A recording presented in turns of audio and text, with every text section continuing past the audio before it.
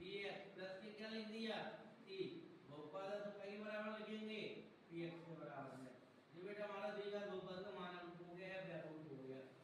ठीक है, इसमें देखो x की घात सबसे अधिक घात कितनी है, 2 है ना, फिर घात कितनी हमारी 1 है, फिर घात नहीं है, चल पद है। तो ये क्या हो गया बेटा हमारा द्विघात बहुपद हो गया। क्या हो गया, द्विघात बहुपद किसे कहते हैं, ऐसा बहुपद जिसके चर की उच्चतम घात 2 होती है उसे द्विघात बहुपद कहते हैं। ऐसा बहुपद ऐसा बहुपद जिसके चर की उच्चतम घात 2 होती है उसे द्विघात बहुपद कहते हैं।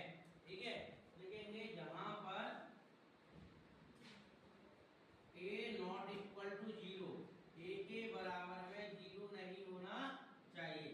के बराबर में a के बराबर में मान लो और a के बराबर में 0 हो गया, के बराबर में a के बराबर में अगर अपन a का मान 0 रखते हैं, a का मान क्या रखते हैं 0, तो मान लो a की जगह मैंने 0 रख दिया, 0x² प्लस का bx प्लस का c, 0 का x से गुणा करेंगे तो क्या हो जाएगा 0 हो जाएगा।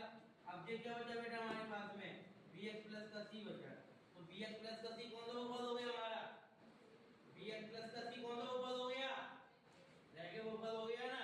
लेकिन हमें क्या पढ़ना है द्विघात बहुपद, के बराबर 0 नहीं होना चाहिए, a के बराबर में 0 नहीं होना चाहिए। ठीक है, क्लियर हो गया द्विघात बहुपद। पेपर वाला पूछता है कभी कभी कि द्विघात बहुपद का मानक रूप या व्यापक रूप, व्यापक रूप को क्या कह सकते हैं मानक भी कह सकते हैं, क्या कह सकते हैं मानक। द्विघात बहुपद